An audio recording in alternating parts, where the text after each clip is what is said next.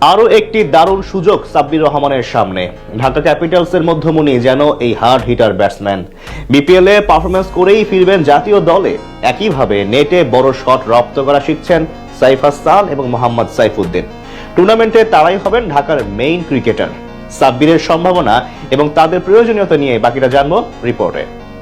BPL ইতিহাসের অন্যতম সফলতম অঞ্চলগুলোর মধ্যে ঢাকার নাম উপরের দিকেই থাকবে। ক্রিস গেইল, কুমার সাঙ্গাকারা থেকে মোহাম্মদ আশরাফুল, সাকিব আল হাসান, ক্রিকেটের অসংখ্য মহাতারকা গায়ে জড়িয়েছেন এই অঞ্চলের জার্সি। প্রথম দুই আসর সহ মোট ৩ বার চ্যাম্পিয়ন হয় রাজধানীবাসীর ফ্র্যাঞ্চাইজিটি। তবে সময়ের আবর্তে ঢাকা অঞ্চলের দলটি যেন রং হারিয়ে অনেকটাই ফিকে হয়ে গেছে। তবে ২০২৫ মৌসুমে ঢাকা ক্যাপিটালস নামে ফ্র্যাঞ্চাইজিটির দায়িত্ব নিতে দেখা যায় ঢাকাই চলচ্চিত্রের মহাতারকা শাকিব খানের রিমার্ক হারল্যান্ড কোম্পানি। প্রথম আসরে তুলনামূলক কম আলো ছড়ালে